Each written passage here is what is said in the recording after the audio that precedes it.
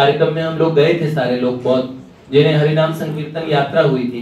पूज्य महाराज जी और पूज्य पाद प्रातः स्मरणीय धर्म सम्राट श्री श्री करपात्री जी महाराज जी के घाट भाजन भी रहे। और उनके महाराज जी आप प्रत्येक उनके अच्छा हो शिष्य परंपरा में और प्रत्यक्ष शिष्य हैं, डायरेक्ट शिष्य हैं। मेरे को लगा था उनके शिष्य पूज्य प्रबल जी। अच्छा, तो आप उनके प्रशिष्य हो गए, मतलब दादा गुरु हो गए पूज्यपाद महाराज जी हैं।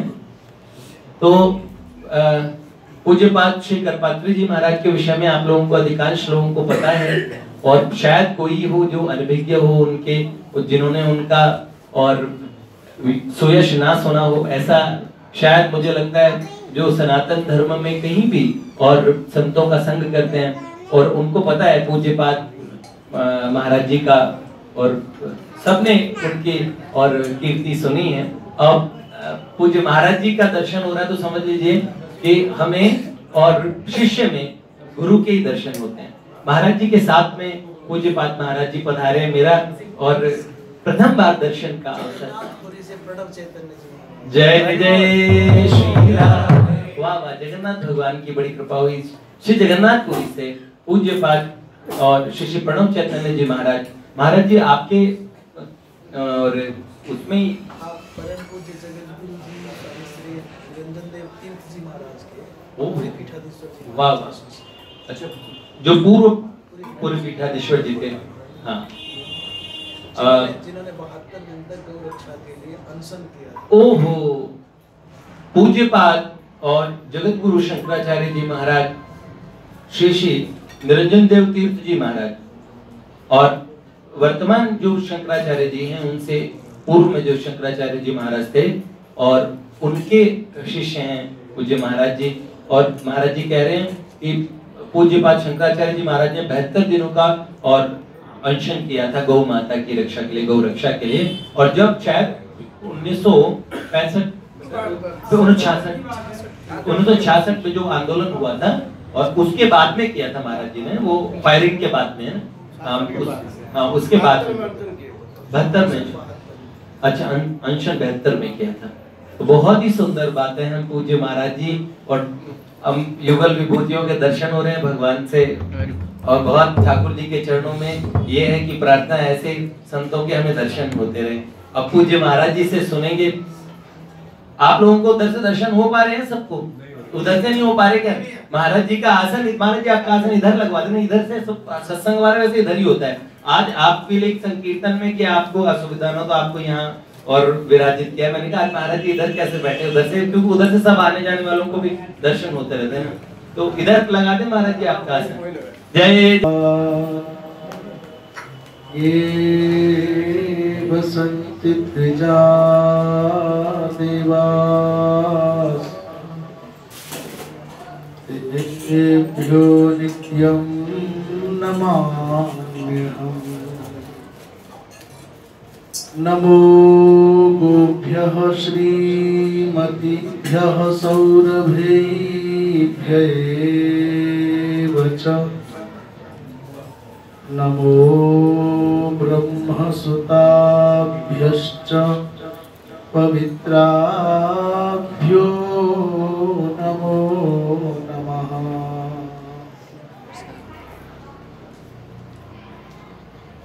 या विद्या शिव केशवादि जननी, या वै जगन्मोहिनी, या पंच प्रणवद्विरेफनलिनी, या चित्कला मालिनी,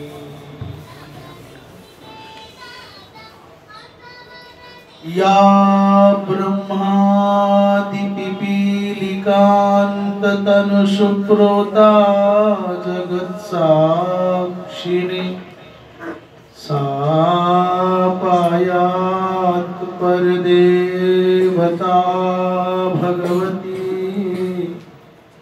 श्रीराजराजेश्वरी।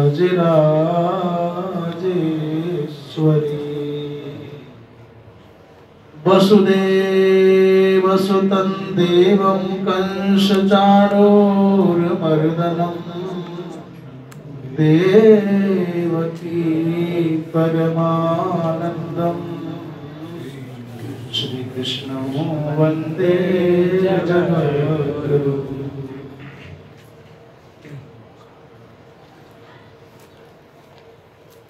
बोली राधा गोविंद भगवान की जय।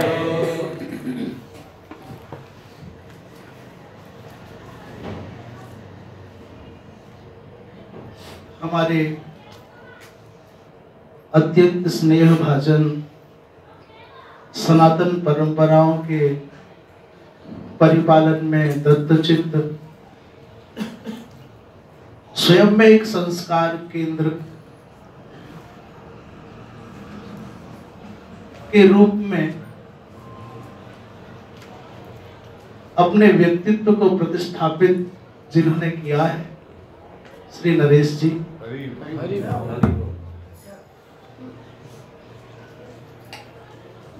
हमारे परम आदरणीय श्रद्धेय जगन्नाथपुरी से पधारे हुए पूज्य प्रणव चैतन्य जी महाराज, भगवत भक्ति में अवगाहन करने वाली मातृशक्ति एवं भारतवर्ष का भविष्य, इस भारतवर्ष की अभ्युन्नति का मूल आधार भगवत भाव से भरित चित्त वाला ये युवा समुदाय, ये बहुत लंबे समय से निरंतर मन में भावना थी कि हम कब भगवान के दर्शन करने के लिए साहिबाबाद साहिबाबाद साहिबाबाद जय जय ये चल रही थी। बहुत सब लंबे समय से चर्चा, बहुत कुछ भैया बता चुके। और संयोग ऐसा बना कि दीपक जी यहाँ साहिबाबाद में कहीं रहते हैं, हम घर भी आए हैं 2 बार, एक बार ही आए हमको। हाँ ऐसा लगता था 2 बार आए, पर 1 बार आए। एक बार बहुत रात में नहीं आए थे क्या? हाँ, 1 बार तो 2 बार आ गए ना। घर का है पता हमको है। एक बार बहुत रात में आए थे और एक बार दिन में आए थे। तो भैया को श्रेय जाता है कि हम भगवान के दर्शन कर सके। हम भी बहुत कृतज्ञ हैं इनसे। और संवाद न होने के कारण तो दिल्ली में 20 नल नहीं चलता है। एक बुढ़िया माँ कह रही थी, महाराज ये 20 नल है, एक पानी नहीं देता है। ये 20 नल है, एक भी पानी नहीं देता, मैंने चलता नहीं है। तो 20 नल है वो। तो जहाँ मैं वहाँ ठहरा हुआ हूँ वहाँ शायद इसका नेटवर्क गड़बड़ है, बात होते होते कट जाता है। उन सब बाधाओं के बीच भी खुशी की बात यह है कि हम यहाँ हैं, बिना किसी परिश्रम के, बिना किसी बाधा के, बिना किसी संघर्ष के जो सुविधा मिलती है, जो सुख मिलता है, जो सफलता मिलती है, उसका मूल्यांकन नहीं हो सकता। आज तक संसार में जिस भी व्यक्ति ने कुछ पाया है, वो यदि बिना संघर्ष के होगा तो उसका आदर नहीं कर पाएगा, उसके मान की रक्षा नहीं कर पाएगा। तो जब संघर्ष आए, विघ्न आए, जब आपको बाधाएं बहुत परेशान करें, तो फिर देखना कितना आनंद आएगा। उनके पार झांक करके देखोगे तो स्वाद आएगा। इसलिए छोटे छोटे छोटे छोटे विघ्नों के साथ मैं बहुत अधिक तो क्या कहूँ, मुझे ये दिव्य दर्शन मैंने ऋषिकेश में किया, दादरी में किया, और यहाँ आके देखा। तो मैं आपस में चर्चा करते आ रहे थे, आपके बड़े प्यारे प्यारे दादाजी बलराम जी थे, भैया राधा चरण दास जी की मिठास, दोनों के दोनों अच्छे। हम लोग चर्चा करते आ रहे थे, हम इनसे कह रहे थे कि आपको संस्कारों का दर्शन करना है तो युवा पीढ़ी में भगवत भक्ति की लौ जगाने वाले भैया नरेश जी का दर्शन। लोग कहते हैं आज की जो नई पीढ़ी है, युवा पीढ़ी नास्तिक हो गई है, भाग रही है, कहाँ जा रही है, इधर जा रही है। किसी ने मार्ग दिखाया नहीं है, शोर मचाना शुरू कर दिया है। अंधेरे को 1000 ने 1,00,000 गालियां दीजिए, कभी नहीं मिटेगा। आपको अंधेरा मिटाना है, छोटा सा दीपक जला दीजिए, अंधेरा कहीं नहीं मिलेगा। और हमने किया क्या, अंधेरे को गाली देना शुरू कर दिया कि अंधेरा बहुत बुरा, अंधेरा छा गया। किसी ने दीपक जलाने का उपक्रम नहीं किया। दिनेश भैया ने दीपक जलाया, इसलिए उजाला है। एक और बहुत अच्छी बात हेमंत जी कह रहे थे कि कौन कहता है कि आसमान में छेद नहीं होता? एक पत्थर तो तबीयत से उछालो यार, करो तो सही, सब कुछ संभव है। अच्छा, अब आते हैं अपनी बात पर। ये तो रही ऐसे ही, हम परमात्मा ने हमको मनुष्य बना करके भेजा है, और मनुष्य बनने का मतलब क्या है ये जान लिया जाए।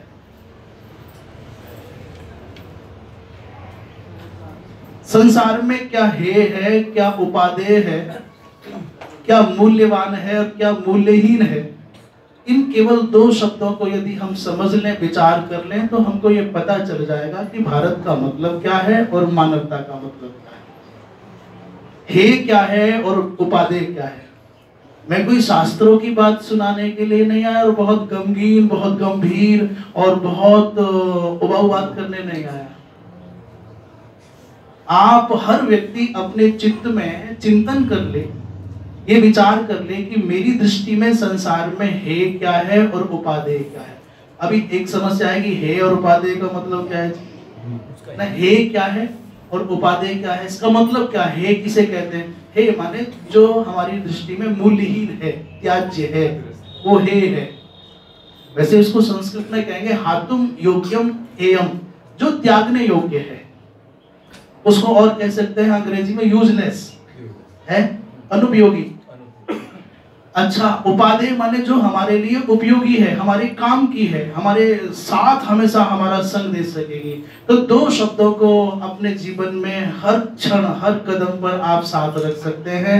हे क्या है और उपादेय क्या है? एक बार बोलेंगे आप, हे और उपादेय।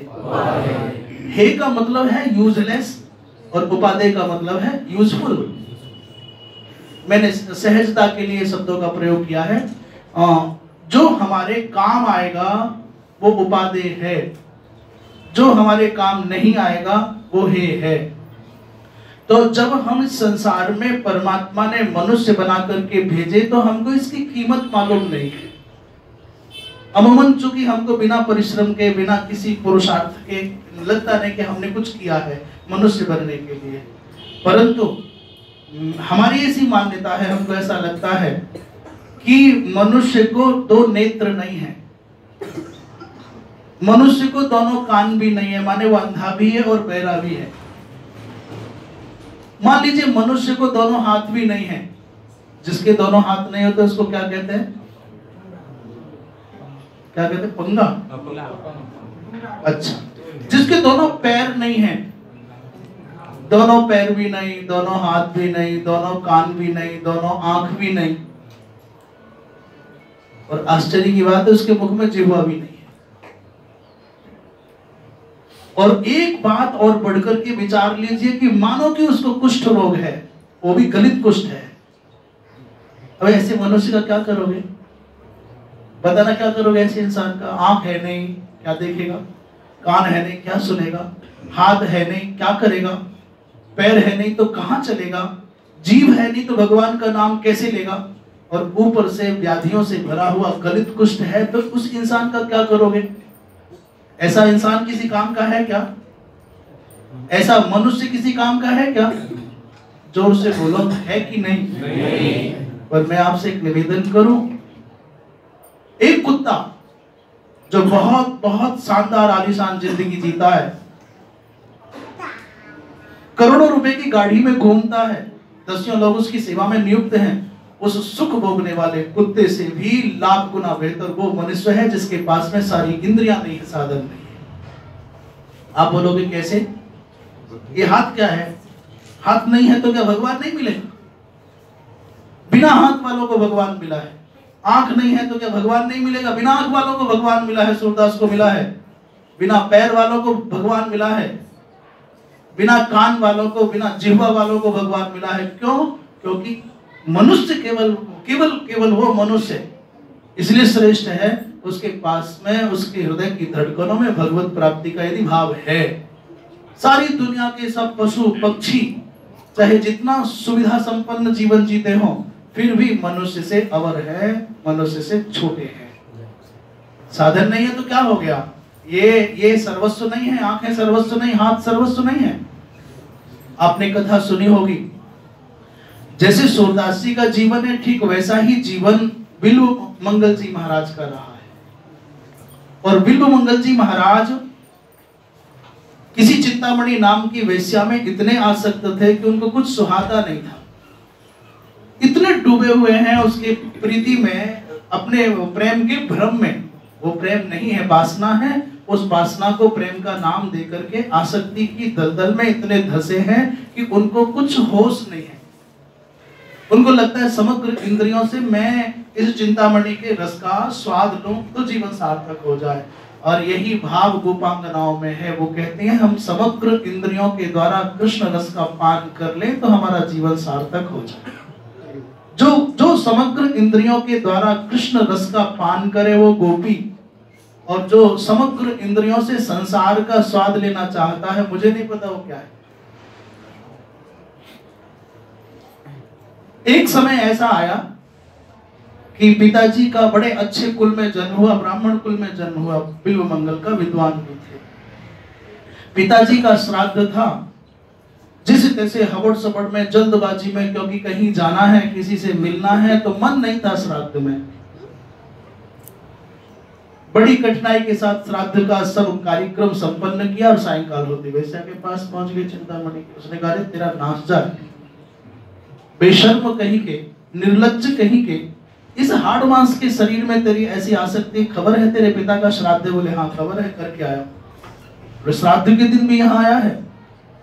कुछ ऐसी तिरस्कार भरे शब्दों का प्रयोग किया कि उनके अंदर सोया हुआ जो तत्व था वो जग गया। जैसे तुलसीदास जी महाराज को कहा कि अस्थि चर्म मम देहयः तामे ऐसी प्रीत, और ऐसी जो रघुनाथ में तो काहे को भव भीत। ये संसार का भय क्यों रहता? यद्यपि रत्नावली ने तुलसी बाबा को केवल उलाहना भर दिया, उद्देश्य नहीं था कि छोड़ करके भाग जाए, पर न जाने ऐसा कौन सा मर्म छुपा था उन शब्दों में, उस स्वर में, कि तुलसीदास जी के अंदर सोया हुआ वो तत्व जाग गया। और फिर सतधा माने सहस्रों प्रकार से रत्नावली ने मनाया, भगवान आप छोड़ के मत जाओ। उसने कहा अब लो नसानी, अब ना नसे हो, जितना नष्ट होना था हो चुका अब नहीं। ऐसी चिंतामणि के इन शब्द बाणों से विद्ध होकर के महाराज बिल्व मंगल जंगल में चले और निर्णय कर लिया कि नगर में नहीं जाऊंगा, किसी महिला को नहीं देखूंगा। ये जो अवरोध खड़े किए गए हैं कि नहीं संग करना है, नहीं पास जाना है, ये भयभीत मन को सुरक्षित रखने के उपक्रम मात्र है। ये पूर्ण समाधान नहीं है, पर समाधान की ओर बढ़ने की प्रक्रिया है। अपूर्ण वैराग्य त्याग के रूप में दिखता है, और परिपूर्ण परिपक्व त्याग ही वैराग्य बन जाता है। त्याग में भय है, पर वैराग्य में निर्भयता है। तो बिल्व मंगल जंगल में गए, दिन भर में एक बार भिक्षा मांगने के लिए आया करते थे। एक सेठ जी के दरबार, गांव का जो नगर का सेठ था, उसके भिक्षा मांगने चले गए। सेठ बड़े धर्मात्मा, महात्माओं के बड़े भावुक भक्त थे। उन्होंने कहा बहू एक संत आए हैं भिक्षा लेकर। बिल्व मंगल जी महाराज बड़ी तपती हुई धूप में दरवाजे पर खड़े थे। बहुत जोर की भूख लग रही, अंदर पेट में आग जल रही है, धरती तप रही है और आसमान तप रहा है। जैसे ही बिल्व मंगल जी महाराज को भिक्षा देने के लिए वो पुत्र वधू, सेठ जी की पुत्र वधू माँ आई, उस माँ के चरणों पर नजर पड़ गई। चरणों के सौंदर्य को देख करके बिल्व मंगल के मन में आया कि आंख उठा करके एक बार इस मूर्ति का दर्शन करो, जिसके चरण इतने सुंदर हैं, उसका चेहरा कितना सुंदर होगा। यद्यपि होना तो ये चाहिए था जिसके चरण इतने सुंदर हैं उसका आचरण कितना सुंदर होगा, पर देख लिया कि जिसके चरण इतने सुंदर हैं उसका चेहरा कितना सुंदर होगा। और जब तक नजर उठा पाते तब तक वो बहू अंदर घर में चली गई। बिल्व मंगल जी ने कहा सेठ जी एक निवेदन करूं। सेठ जी ने कहा बोलो भैया महाराज बताइए क्या बात है। कि एक बार जिसने मुझको भिक्षा दी है, एक बार उनको मेरे सामने ला दो, मैं एक बार उसको देखना चाहता हूं। सेठ इतने बोले थे, संतों पर इतना विश्वास था, उन्होंने कहा ये बहू देख तो सही, संत नारायण भगवान, संत भगवान तुमको याद कर रहे हैं, तुमको आओ तो बाहर आओ।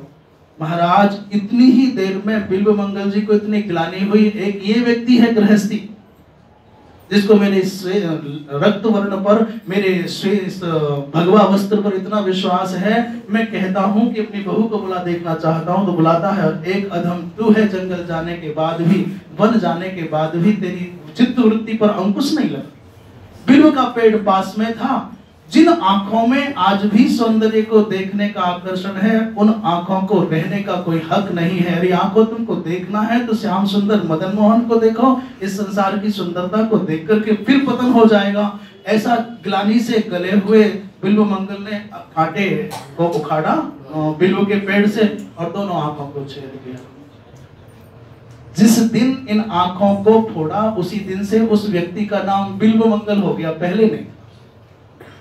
वो कहते हैं कि इस बिल्व के कांटे के द्वारा ही मेरे जीवन में मंगल आया है। इन आंखों का होना तब सार्थक है जब ये श्याम सुंदर का दर्शन कर लें। और ये संसार को देखती है तो क्या लाभ है इन आंखों से? किसी की आंखें बहुत खूबसूरत हैं, लोगों को बड़ी खुशी होती है, आंखें बहुत सुंदर हैं, आंखें बहुत बड़ी हैं। इन आंखों का बड़ा होना और सुंदर होना कोई मूल्य नहीं रखता। आंखों की सुंदरता तब है जब इनके द्वारा दृष्टिकोण अच्छा बनाया जाए। आपके दर्शन की परंपरा में इनका सदुपयोग हो जाए तो आंखें सुंदर हैं, नहीं तो इन आंखों से क्या है? माने जिस व्यक्ति के समग्र शारीरिक संसाधन नहीं है और फिर भी चित्त भगवान के चरणों में लगा है, तो वह व्यक्ति संसार के सब श्रेष्ठतम सुख भोगने वाले पशुओं से भी लाख गुना बेहतर है। आंखें तो केवल माध्यम है, साधन है, उपकरण है, यंत्र मात्र है। हाथ यंत्र है, पैर यंत्र है, साधन है, साध्य नहीं है। तो कहने का आशय था कि मनुष्य जो शरीर मिला है, इसकी उपादेयता, इसकी महत्ता कब समझ में आएगी? एक इतनी सी बात समझ में आ जाए कि जिस दिन मैं ये संसार छोड़ करके जाऊंगा तो मेरे संग क्या जाएगा। हम जब पढ़ते थे, संभवतः 10th माने उसको संस्कृत परंपरा में पूर्व मध्यमा कहते हैं, और वो उम्र 10वीं के लगभग की जो अवस्था होती है, 10वीं 11वीं की, वो थोड़ी इसमें चंचलता आ जाती है, सहज, एक नैसर्गिक है। आप आरोप मत करिए किसी पर, ये नैसर्गिक होता है। शरीर में परिवर्तन होते हैं, चिंतन में परिवर्तन होता है, बहुत सारी बातें ऐसी आती हैं। हो सकता है बाल सुलभ निश्चलता से बढ़कर के कैशोर्य में, किशोरावस्था में प्रवेश किया होगा, कुछ चंचलता बढ़ी होगी। एक हमारे अग्रज थे बड़े भाई, उन्होंने कहा भाई, उस समय गोपाल नाम हुआ करता था, उन्होंने कहा जिस दिन इस विद्यालय से जाओगे बताओ तुम्हारे संग क्या जाएगा। जिस दिन आप ये, जहां हम छात्रावास में रह करके पढ़ रहे थे, बोले यहाँ से जाओगे तो तुम्हारे संग क्या जाएगा। हमने सहज भाव से कहा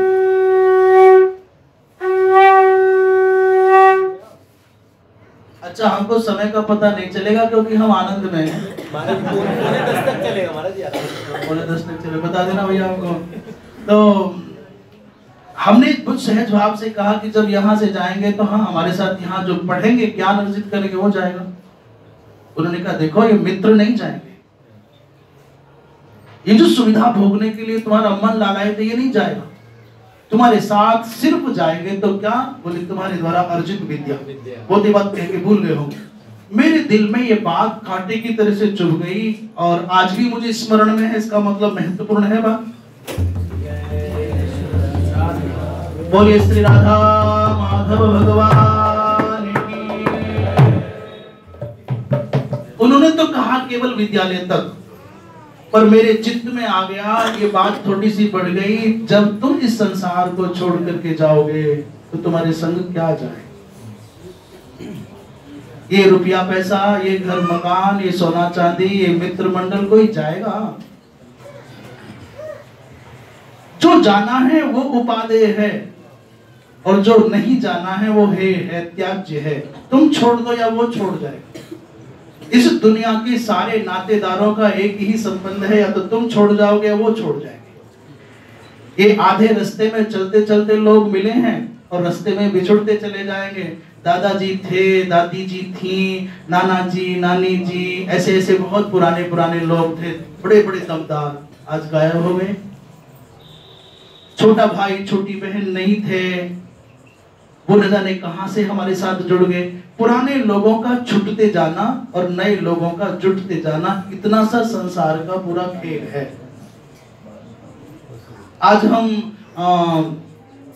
स्मरण कर रहे हैं भाई श्री को, राधा बाबा जी को स्मरण कर रहे हैं। ये भाव रूप से हमारे संग हैं, पर देह रूप से गए। जो लोग हमारे जीवन में नहीं थे वो उनका जुट जाना, और जो हमारे जीवन में थे उनका छूट जाना, केवल इतना सा है। जैसे गंगा जी की समग्र जिंदगी हिमालय की गोद से प्रारंभ हुई। वो गंगोत्रिया गोमुख से निकली, बहुत प्यार आता होगा अपनी जन्मभूमि का स्मरण करके, दर्शन करके, पर गंगोत्री पर गंगा की धारा रह नहीं पाई। गंगोत्री छूट गई, चलते चलते देवप्रयाग छूट गया। ऋषिकेश में गीता भवन के आसपास आती होगी, बड़ा अच्छा घाट, बहुत अच्छे लोगों को देख करके मन मगन होता होगा, पर सोचने की ठहर जा तो ठहर नहीं सकती, वो भी छूट जाए।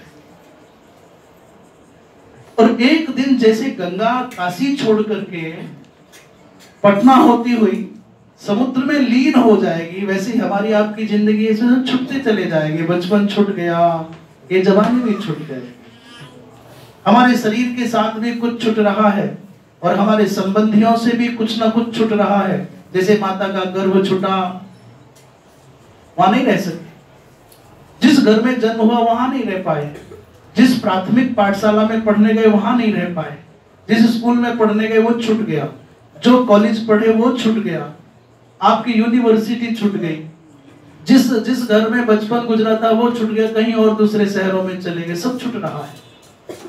इस छूटने वाली यात्रा में इतना सा ध्यान रखना है कि हमारे लिए उपादेय क्या है, संग क्या जाएगा। मानव तन की प्राप्ति और भारतवर्ष की प्राप्ति, ये दोनों बहुत दुर्लभ हैं, और वो खरबों की संख्या में संसार में लोग हैं, सबको भारतवर्ष सुलभ नहीं है।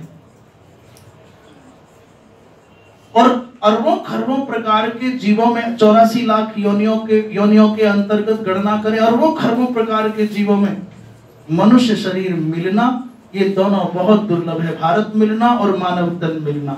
तो भारतवर्ष मिलने का मतलब क्या है?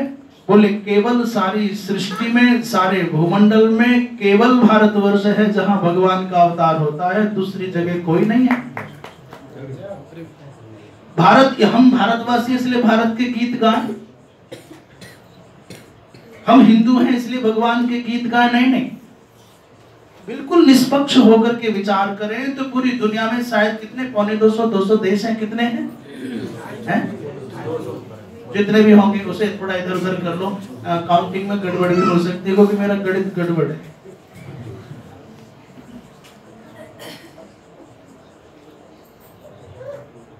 आप विचार करके देखना, कहीं भगवान का अवतार हुआ क्या? सारी दुनिया में धार्मिक लोग हैं, सारी दुनिया में आस्तिक लोग हैं, उनकी अपनी मान्यताएं हैं, उनके भी अपने उपासना केंद्र हैं, पर कहीं भी दुनिया के किसी भी देश के लोगों को ये गौरव है, ये सौभाग्य है कि हमारे देश में भगवान का अवतार हुआ? वो बिल्कुल खुली बात। हिंदू की बात नहीं, हिंदुइज्म की बात नहीं, या इस्लाम की या ईसाई की बात नहीं कर रहे। सारी दुनिया के सब देशों के लोगों से पूछ लो, तुमको ऐसा गौरव है कि भगवान का अवतार हुआ? तो वो कहेंगे हाँ हमारा आराध्य, कोई कहेंगे ईसा मसीह है, कोई कहेंगे मोहम्मद साहब है। तो उनसे पूछना कि भगवान है? बोले नहीं, ये खुदा नहीं, खुदा के बंदे। ये जो ईसा मसीह क्या है? मैसेंजर ऑफ गॉड ही है ना, सन ऑफ गॉड है, और मोहम्मद साहब मैसेंजर ऑफ गॉड है, दूत है। अच्छा, कहीं और पहुंच गए क्या? नहीं, मैं आजकल राम का नाम लेने से डरने लग गया है। आजकल राम का नाम लेने से बहुत डर लगने लग गया है। कोई उसके पीछे पाल लगा देता है, कोई रहीम लगा देता है, कोई आगे पीछे कुछ आशा वासा, डर लगता है, इसलिए कुछ बोलते नहीं।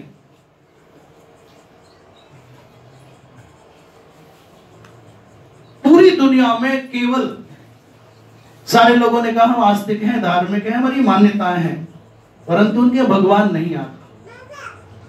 कुछ लोगों ने तो कहा, बहुत खुल के कहा, खुद आ। उन खुदा का मतलब खुद आ, वो भी आया नहीं। उन्होंने कहा अभी तुम ठीक नहीं हो, ठीक हो जाओ तब सोचेंगे, विचार करेंगे। और तुम्हारे यहाँ तो भारतवर्ष में हिंदुओं के यहाँ बिना बुलाए आता है, बिना बुलाए यशोदा डंडी लेकर के पीछे पीछे भागती है, वो आगे आगे जान बचा करके भागता है, पकड़ती है तो आंसू गिराता है।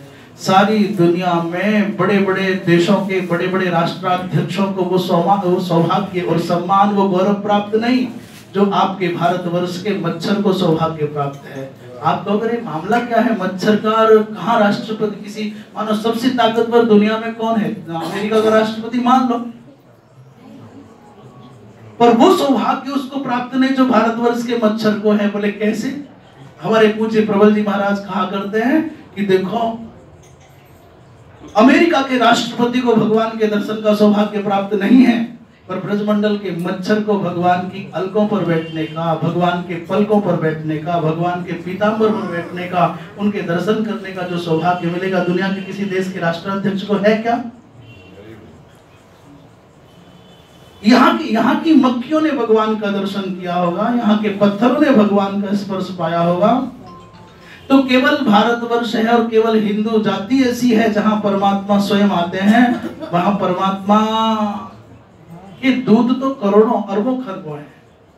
दुनिया के पास में एक एक कोई पुस्तक है, कहते हैं हमारा सब कुछ है। और हमारे यहाँ लोगों ने कहा रे हिंदुओं के तो ना संत एक, ना हिंदुओं के पंथ एक, ना हिंदुओं के ग्रंथ एक। ये हिंदू के हैं क्या? बिगड़ा हुआ बिखरा हुआ समाज है, बिगड़े और बिखरे हुए विचारों का एक समूह मात्र है हिंदू। ना कोई एक धर्म ग्रंथ है, ना कोई एक पंथ है, ना कोई एक संत है, न जाने कितने बवाल हैं। न संतों की गिनती, न पंथों की गिनती, न ग्रंथों की गिनती। और एक हम हैं, हमारे पास एक आदर्श रूप में हमारा खुदा या हमारा खुदा का बंदा या हमारा धर्म ग्रंथ, ऐसे ऐसे बोल करके लोग बड़े मगन होते हैं। हमको भी पूछा लोगों ने, महाराज हिंदुओं का कोई सर्वमान्य धर्म ग्रंथ होता तो बड़ा अच्छा होता। हमने कहा जिन लोगों का घर नदी के पार है, जिन लोगों का गांव घर नदी के पार है और उस नदी को पार करने के लिए केवल एक ही पुल है, एक ही रास्ता है, वो लोग अच्छे हैं कि वो लोग अच्छे हैं कि जिनके घर तक जाने के लिए सैकड़ों मार्ग हैं। उन्होंने कहा महाराज रास्ते जिसके घर जाने के लिए रास्ते बहुत है वही अच्छा है। एक खराब हो जाए इससे चले जाओ, वो खराब हो जाए उससे चले जाओ। पर जिसके गांव जाने के लिए, घर जाने के लिए नदी पर एक ही पुल है, वो पुल टूट गया तो क्या होगा? बरसात में बाढ़ आई, नदी का पुल टूट गया, अब क्या होगा? बोले मर गए, अब तो खुदा तू आ, और वो नहीं आती। एक पंथ तुम्हारा टूट गया, खंडित हो गया, एक तुम्हारा मसीहा बिगड़ गया, तुम्हारा ग्रंथ यदि खत्म हो गया, तुम कहां जाओगे? और हमारे हिंदुओं के यहाँ तो गीता से प्रारंभ करके ऋग्वेद तक, और मैं कहूं हनुमान चालीसा से लेकर के ऋग्वेद तक, महाभारत तक, एक नहीं हजारों ग्रंथ ऐसे हैं जो सारे संसार के अधमाति अधम सब जीवों को पार कर